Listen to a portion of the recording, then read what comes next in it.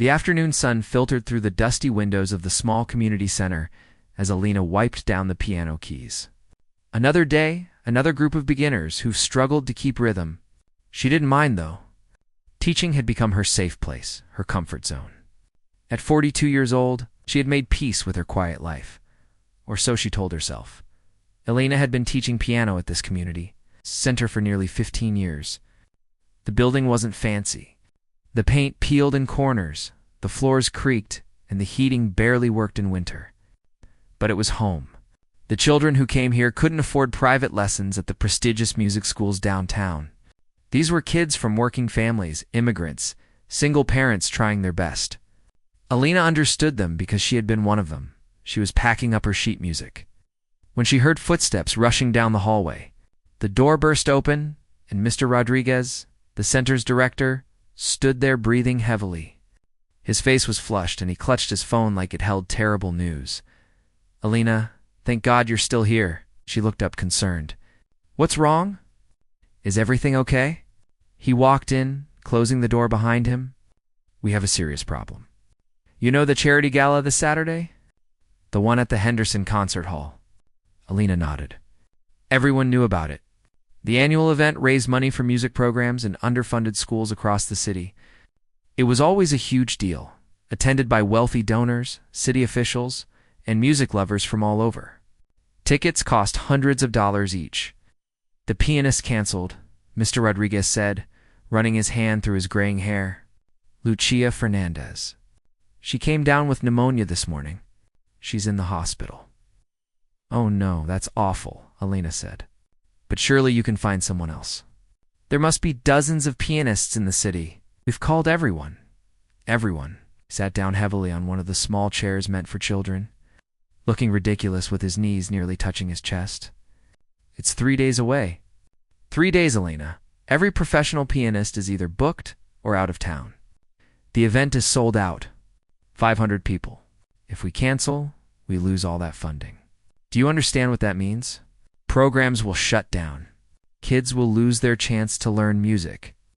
Alina felt a knot forming in her stomach. She knew where this was going. "Alina, I've seen your resume. I know you studied at the conservatory. I know you were good." "Really good?" She shook her head immediately. "That was a lifetime ago. I don't perform anymore." I know, but please just hear me out." He pulled out his phone and showed her an email. The piece was supposed to be Rachmaninoff's Piano Concerto No. 3. "I know it's difficult, but difficult." Alina actually laughed, but there was no humor in it. "Mr. Rodriguez, that piece is considered one of the hardest in the entire classical repertoire. Professional concert pianists practice it for months, years even. You're talking about 3 days. I know what I'm asking is crazy," he said quietly. "But I also know that you're the only person I can ask. You know this community. You know what this funding means?" Alina turned away, staring at the old upright piano against the wall. Her reflection looked back at her from the polished wood, distorted and wavering. How could she explain to him that she hadn't performed in public in 20 years? That the very thought of sitting on a stage made her hand shake? She had been 22 when it happened. The biggest audition of her life, at the National Conservatory. She had prepared for months, practiced, until her fingers bled. Her family had scraped together money they didn't have to send her there. Her mother had worked double shifts. Her father had sold his car, and she had frozen, right there on stage. In front of the judges, she had simply stopped playing. The notes disappeared from her mind. Her hands wouldn't move. She sat there for what felt like hours but was probably only seconds before running off stage, humiliated beyond words. The rejection letter came a week later. But she didn't need it. She already knew. After that, she had given up on performing. She told herself that teaching was just as important, maybe more important, and it was true. She had shaped hundreds of young musicians over the years. Some had gone on to study at prestigious schools. Some played in orchestras.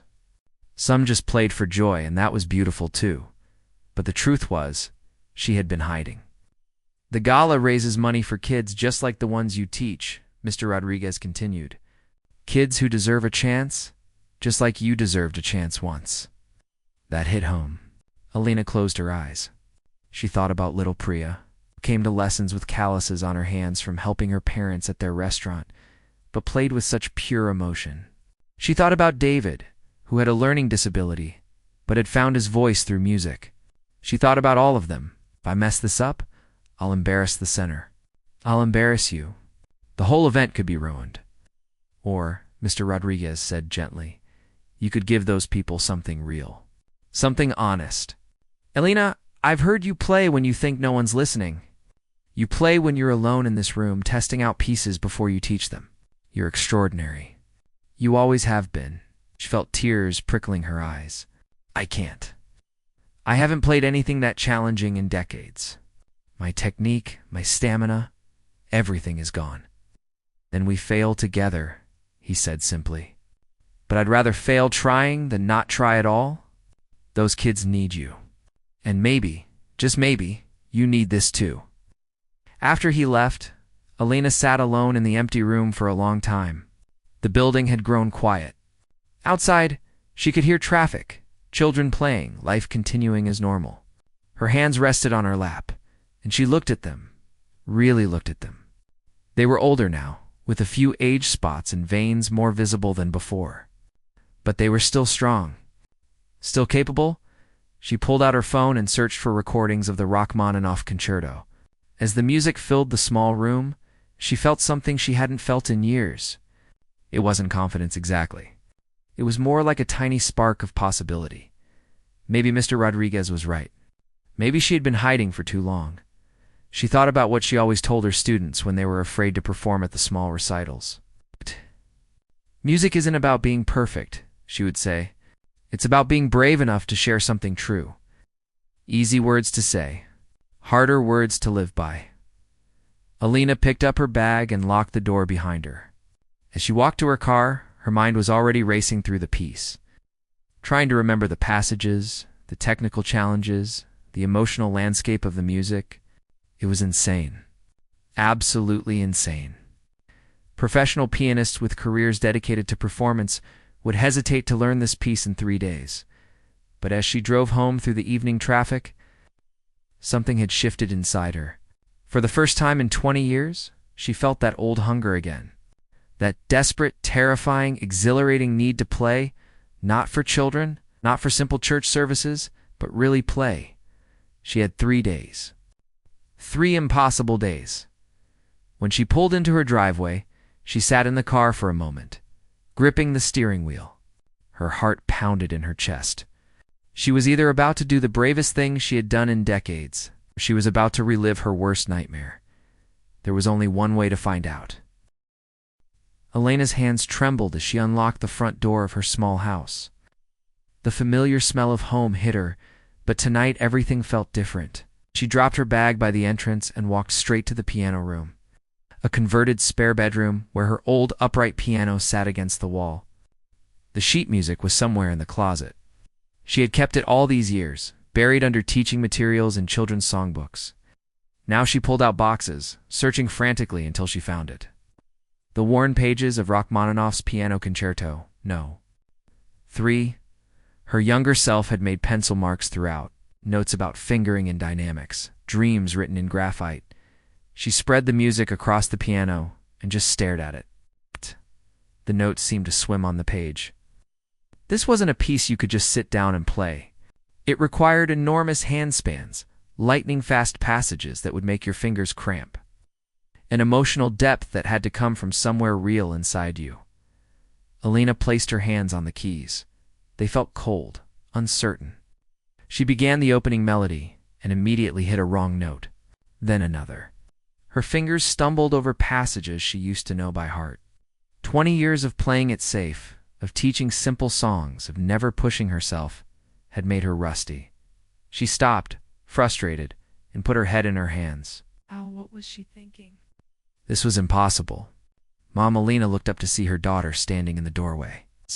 Isabella was 16, with her father's dark eyes and her own stubborn determination. She was wearing her soccer practice clothes, her hair still damp from the shower. Hey, sweetie, I didn't hear you come in. Been home for like 20 minutes. You were playing something. It sounded different from your usual stuff. Isabella came into the room curious. What's going on? Alina hadn't planned to tell her yet. She didn't want to announce this crazy decision until she knew she could actually do it. But looking at her daughter's open, trusting face, she found herself explaining everything. The canceled pianist, Mr. Rodriguez's desperate request, the impossible timeline. Wait, so you're performing like on a real stage, in front of hundreds of people? Isabella's eyes were wide. I'm going to try. I don't know if I can do it. But you always tell your students that trying is what matters. Lena smiled sadly. It's easier to give advice than to follow it. Isabella sat down on the small bench next to her mother. I've never actually seen you perform? Not really. Just at church sometimes, and those little student recitals where you play backup. Why did you stop? It was a question Elena had avoided for years. Isabella knew her mother taught piano, knew she had studied music in college, but didn't know about the audition. About the failure that had defined 2 decades of her life. So Elena told her. About the dreams she had as a young woman, about her parents' sacrifices, about the moment she froze on stage and ran off, unable to continue, about the shame that had followed her ever since. I convinced myself that I just wasn't good enough, Elena said quietly. That some people are meant to perform, and others are meant to teach. I told myself I was happy with teaching. I am happy, but maybe I was also scared. Isabella was quiet for a moment, processing this. Then she said something that surprised Elena. You always tell me that soccer is about showing up, even when we're losing, even when we're tired, even when we're scared. She looked at her mother. Isn't music the same thing? Elena felt her throat tighten. Out of the mouths of teenagers came wisdom she had forgotten. Try again, Isabella said simply. I want to hear it. So Elena tried again. This time, she got a little further before stumbling. The notes were there, buried somewhere in her muscle. Memory. But they needed to be excavated, polished, brought back to life. She played the opening again and again. Isabella stayed, sitting on the floor with her back against the wall, listening. She didn't complain or check her phone.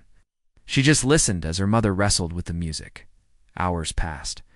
Elena's back began to ache from sitting. Her fingers started to hurt, but she kept going. Slowly, painfully slowly, the piece began to come back to her. It was like learning to speak a language she had forgotten. The vocabulary was there, but the fluency was gone. Around midnight, Isabella finally stood up. Mom, I'm going to bed, but that last time, that sounded really good. After her daughter left, Elena continued practicing. She played until her hands cramped, until she had to shake them out and flex her fingers. The house was completely silent, except for the piano. Her husband had passed away 4 years ago, cancer taking him too soon, and sometimes the silence felt heavy. But tonight, filling the emptiness with music felt right. She worked through the most difficult passages, the ones that required her fingers to move faster than seemed humanly possible. Her technique was rusty, but it was still there, buried under years of disuse. It was like finding an old tool in the garage, covered in dust but still functional. Around 2 a.m, she finally stopped. Her whole body ached. But something had shifted. That spark of possibility she had felt earlier had grown into a small flame. She wasn't sure if she could pull this off, but at least now she believed it might be possible. The next morning, Lena woke up with sore fingers and a stiff neck. She had slept for maybe 4 hours, but instead of feeling exhausted, she felt alive in a way she hadn't in years. She called the community center and told them she needed to take 2 days off from teaching. Mr. Rodriguez understood immediately. Whatever you need, he said. The piano at the concert hall is available for practice. It's a Steinway Grand. A beautiful instrument, a Steinway. Elena's heart skipped. She had never played on a piano that fine. The upright at home was serviceable. Good enough for teaching, but a Steinway Grand was something else entirely. Those instruments were built for concert halls, for performances that demanded everything from both the musician and the piano. That afternoon, she drove to the Henderson Concert Hall. The building was impressive, with tall columns and marble floors. A cleaning crew was working inside, and they directed her to the main auditorium. When she pushed open the heavy doors, her breath caught. The concert hall was magnificent. Row upon row of plush red seats rose up from the stage. The ceiling soared overhead, designed for perfect acoustics. And there, sitting center stage under a single spotlight, was the piano. Alina walked down the aisle slowly, her footsteps echoing in the empty space. As she got closer, she could see the polished black surface of the Steinway gleaming. It was intimidating and beautiful at the same time. She climbed the steps to the stage and sat at the bench. The piano was perfectly maintained, the keys smoothed under her fingers. She pressed one key experimentally, and the note rang out pure and clear, filling the entire hall. The sound was incredible, rich and full in a way her upright could never match. But as she sat there, looking out at the 500 empty seats, panic gripped her chest. This was where she would perform in less than 2 days. These seats would be filled with people, critics, donors, music lovers, who would know immediately if she made a mistake. Her hands started shaking again. The old fear came rushing back, that memory of freezing on stage, failing in front of everyone who believed in her. Alina closed her eyes and took a deep breath. Then she thought about Isabella's words, about showing up even when you're scared. About her students who faced their fears every time they performed at the small recitals, about little Priya and David and all the kids would lose their music programs if this event failed. She placed her hands on the keys and began to play. The sound that came from the Steinway was nothing like her piano at home. It was powerful, resonant, alive. As she worked through the piece, the notes filled the empty hall, bouncing off the walls and ceiling, surrounding her completely. For the first time since she had agreed to this insane plan, Alina felt something other than fear. She felt ready to try. Alina practiced for 12 hours straight that first full day. She started at 8 in the morning and didn't stop until her fingers refused to cooperate anymore. The Steinway was unforgiving. Every mistake, every hesitation, every weak note was amplified by the instrument's incredible clarity. There was nowhere to hide. By noon, her hands were cramping so badly she had to take a break. She sat in the empty concert hall, flexing her fingers, wondering if she was pushing too hard. But she only had 2 days. There was no time for gentle practice sessions. This had to be intense, focused. It's almost brutal. She worked through the most challenging sections measure by measure, sometimes playing just 4 or 5 notes over and over until they were perfect.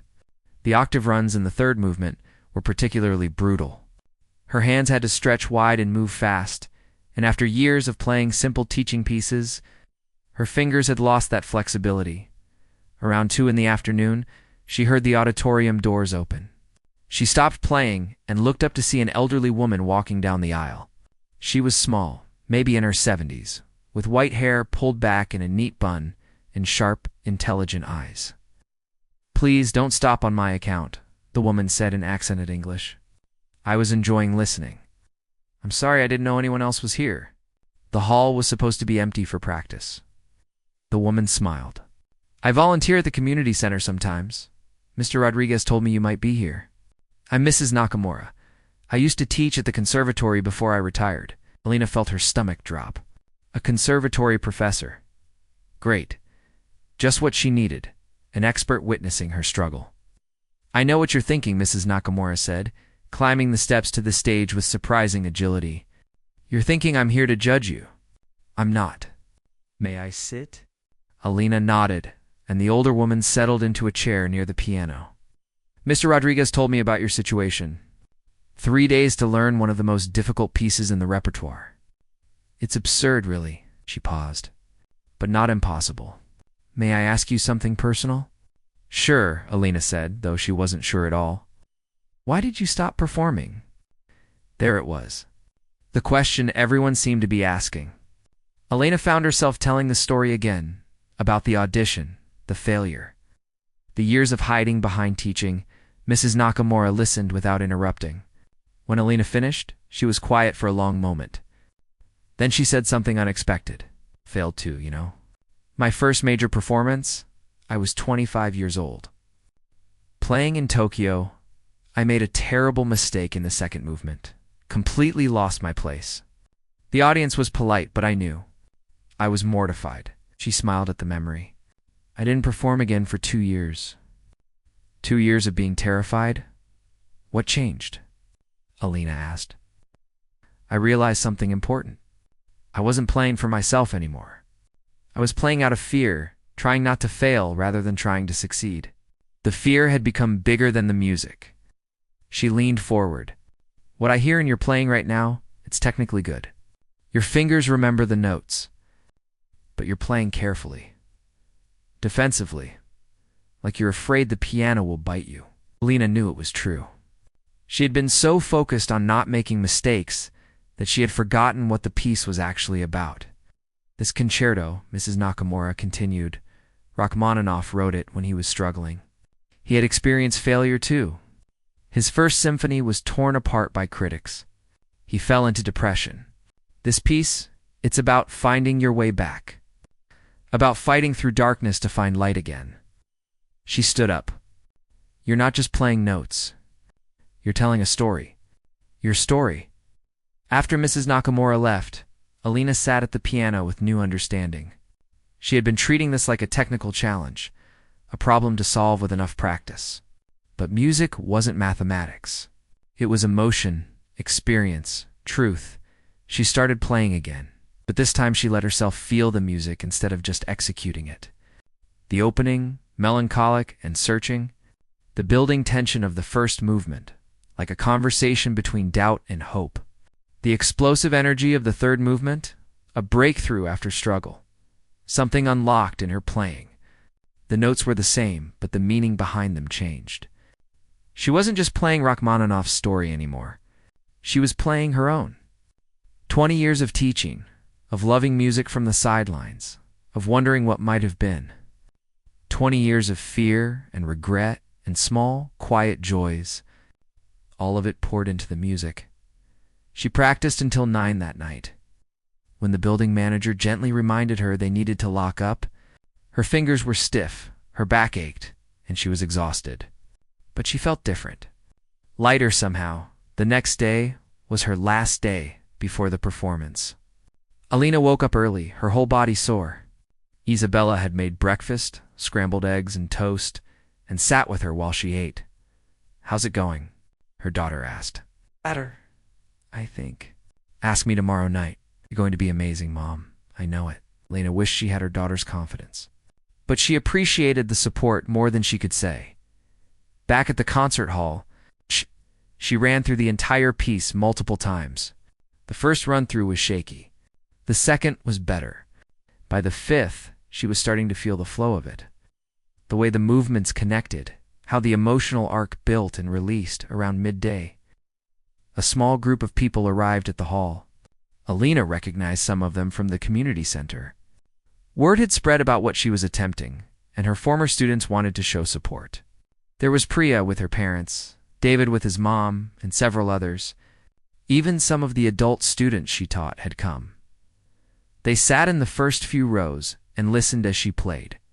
When she finished a run-through, they applauded enthusiastically. Priya shouted, "That was so good, Miss Elena." Their presence changed everything. Alina wasn't performing for critics or donors or strangers anymore. She was playing for her community, for the people who knew her and believed in her. The performance tomorrow would be in front of 500 people. Yes, but these were the people who really mattered.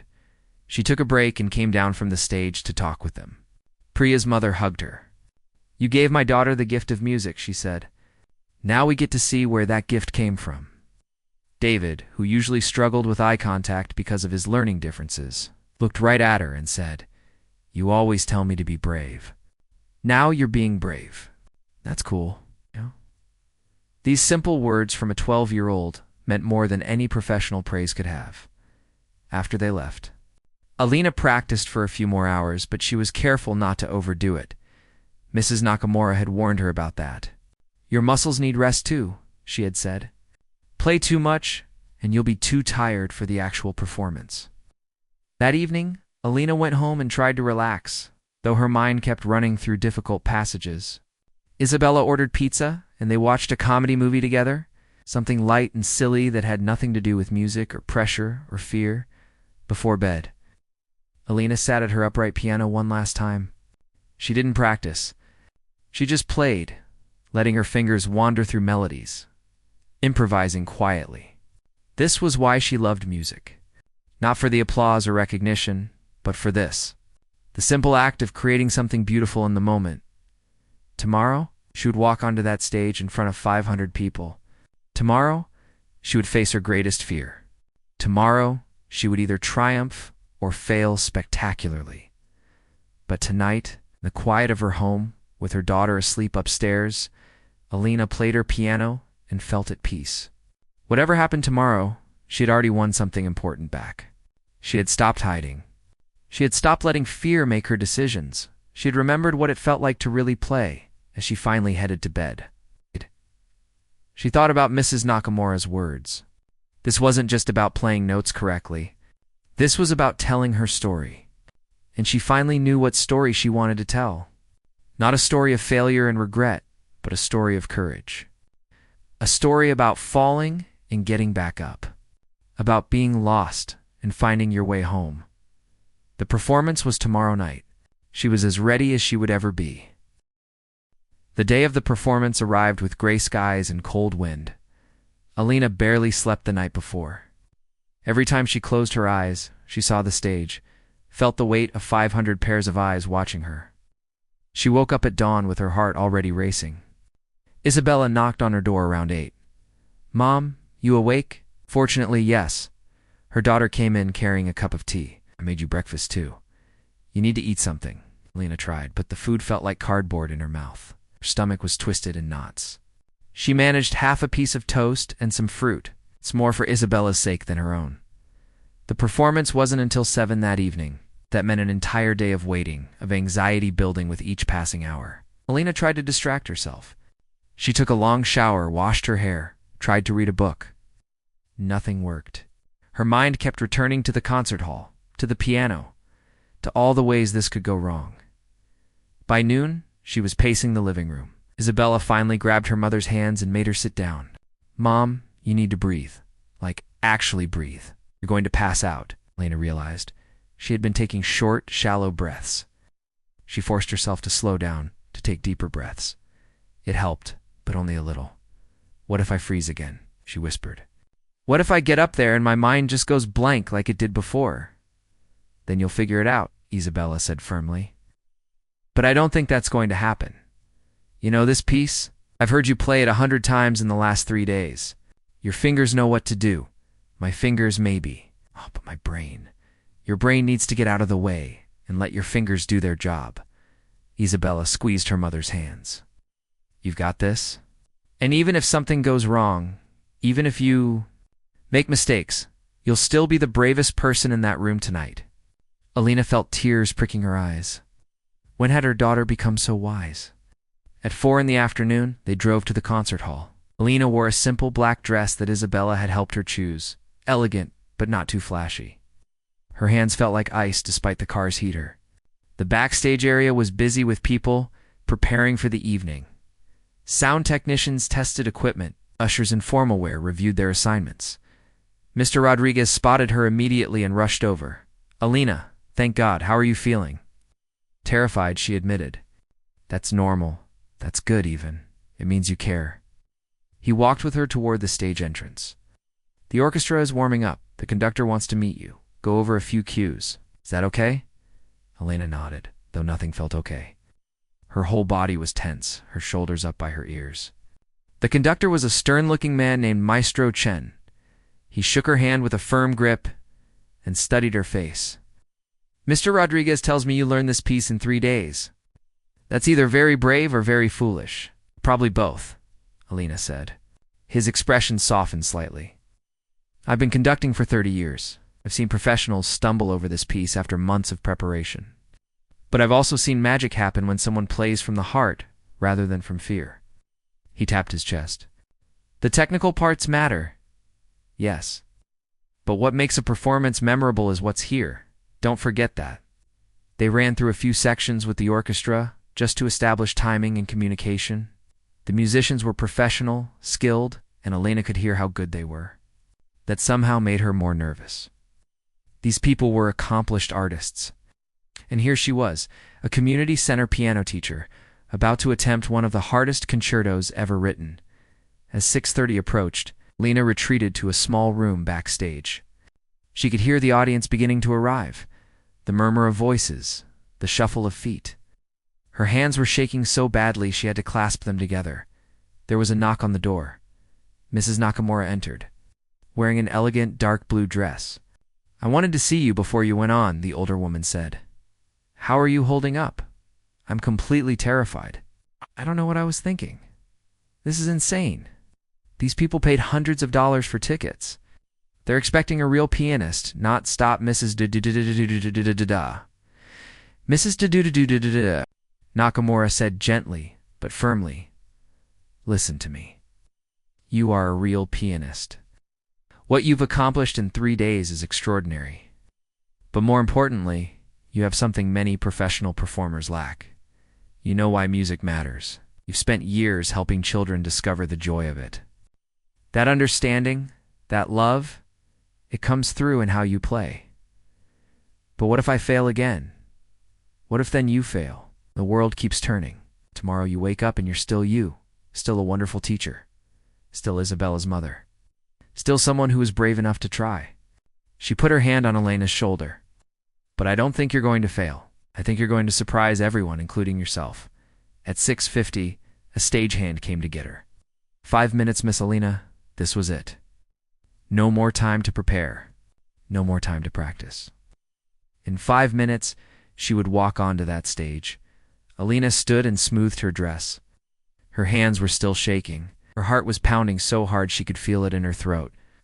She followed the stagehand through the corridor, toward the stage entrance. She could hear the audience clearly now. The hall was full, every seat taken.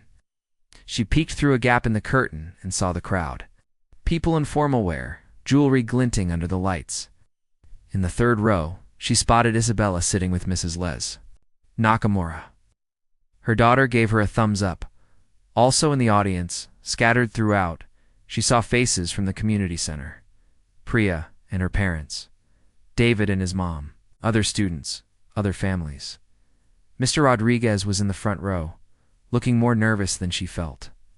The house lights began to dim. The audience noise faded to silence. This was happening. This was really happening. Maestro Chen appeared beside her. "Ready?"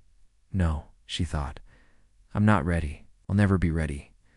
But she nodded anyway. The stage manager gave a signal. The curtain was already up. Elena took a deep breath and walked out onto the stage. The applause was polite, welcoming. She crossed the stage toward the piano. She could feel every eye on her. The lights were bright, making it hard to see individual faces beyond the first few rows. The Steinway sat there, gleaming and beautiful and terrifying. She sat down at the bench, adjusted her position, placed her hands lightly on the keys. They felt cold and smooth under her fingers. She looked up at Maestro Chen, who stood ready with his baton raised, waiting for her signal. For a moment, time seemed to stop. Elena was 22 again, sitting at a different piano, about to fail. She could feel that old fear trying to take over, trying to freeze her in place. But then she thought about the last 3 days. It's about Isabella saying she was brave. About Mrs. Nakamura sharing her own story of failure and recovery. About Priya and David and all her students who believed in her. About the years she had spent hiding from this moment. She thought about Rachmaninoff himself, writing this piece. After his own failures, pouring his struggle and his triumph into every note. This wasn't about being perfect. This was about being honest. It's about playing her truth. Elena took one more breath, deeper this time, calming. She nodded to the conductor. Maestro Chen raised his baton. The orchestra lifted their instruments. In the split second before the music began, Elena felt something shift inside her. The fear didn't disappear, but it changed. It became energy, fuel, purpose. The conductor's baton came down. The orchestra began the introduction. Those familiar opening chords filling the hall, and then it was her turn. Elena's fingers touched the keys and began to play. The first notes floated out into the silence, clear and pure. Her hands moved across the keyboard and muscle memory took over. But more than that, something deeper guided her. Not just her training, not just her practice, but everything she had lived through. Every lesson taught, every failure survived. every quiet moment at her piano at home. It all flowed through her fingers into the music. The first movement unfolded like a story being told. The audience disappeared. The concert hall disappeared. There was only the music, the piano, and the truth she was finally brave enough to share. The music took over completely. Elena's fingers moved across the keys with a confidence she didn't know she possessed. The first movement built slowly, a conversation between her piano and the orchestra. Every note she had practiced, every passage she had struggled with, it all came together in this moment. She could feel the audience leaning forward in their seats, drawn into the music, but she wasn't thinking about them anymore. She was inside the piece, living it, breathing it. The melancholy of the opening gave way to building tension. It's like a storm gathering strength. The second movement was gentler, more introspective. Here Elena let herself be vulnerable. She thought about her late husband, about the years they had shared, about teaching her daughter to find her own courage. Every emotion, every memory, fed into her playing. This wasn't just Rachmaninoff's concerto anymore. It was hers. Then came the third movement, and this was where the real test began. The technical demands were brutal.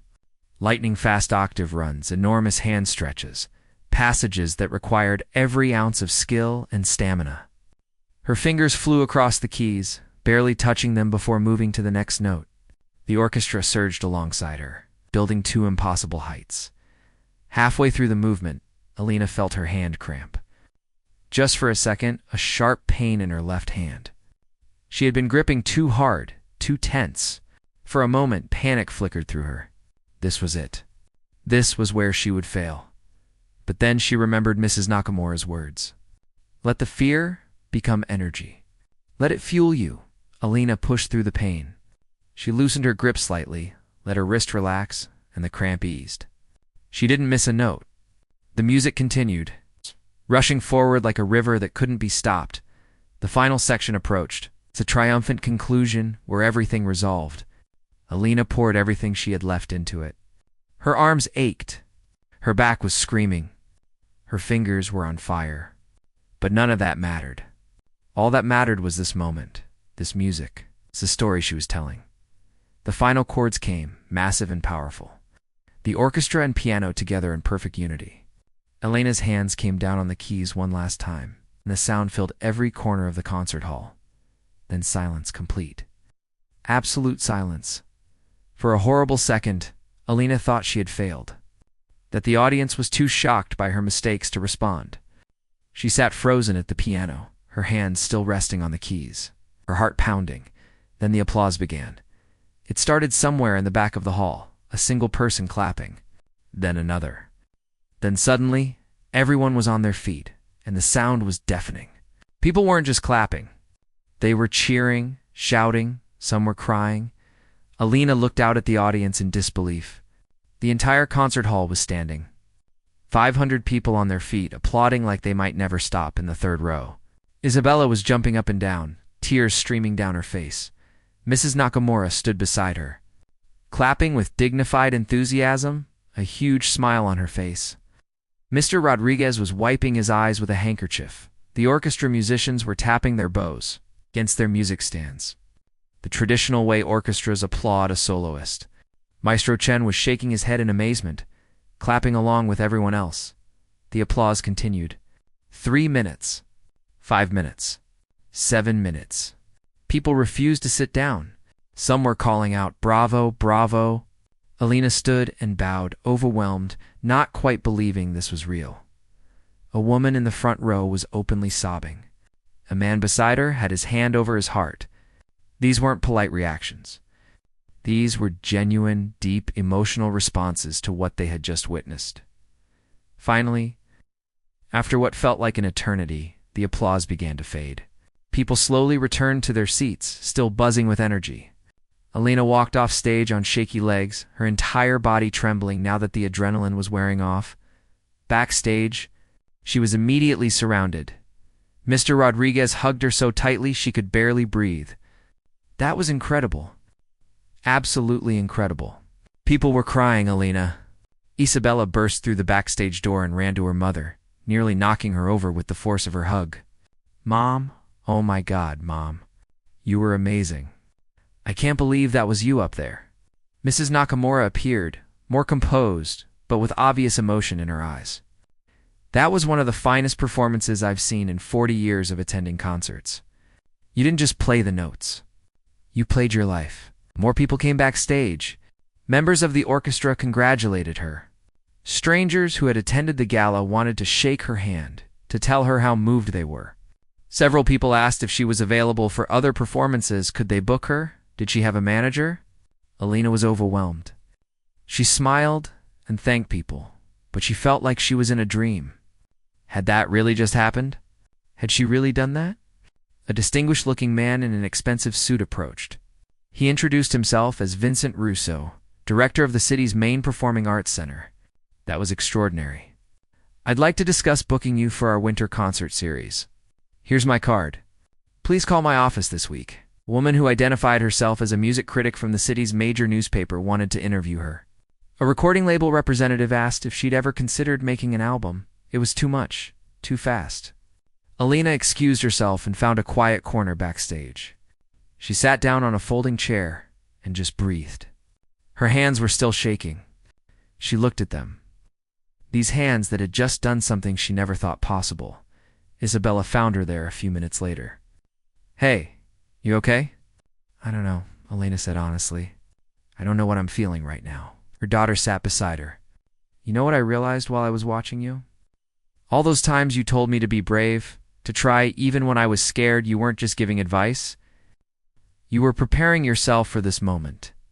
You were teaching yourself through teaching me." Lena looked at her daughter and felt her eyes fill with tears. "When did you get so smart?" "I learned from the best."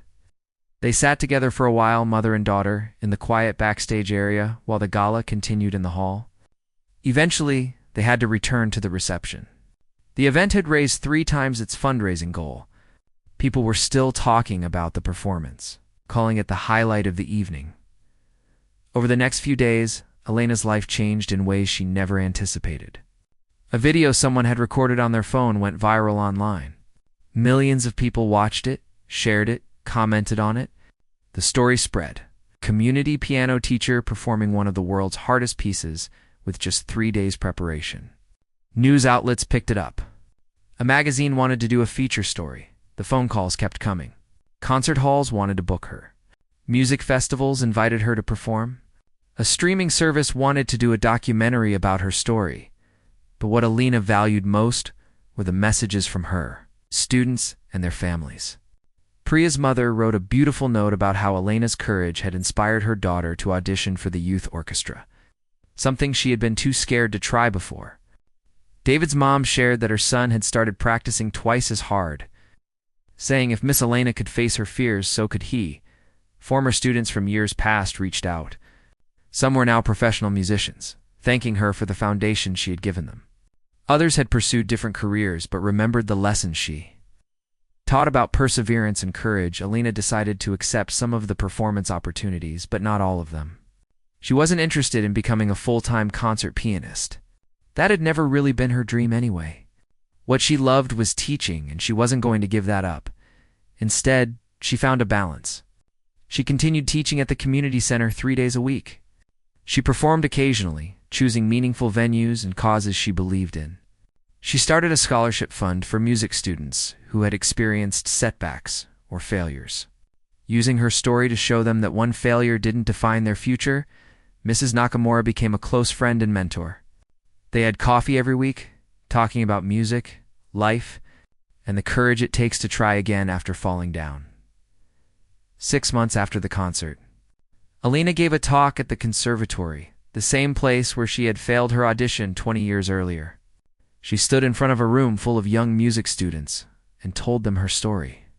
The failure, the years of hiding, the terrifying decision to try again.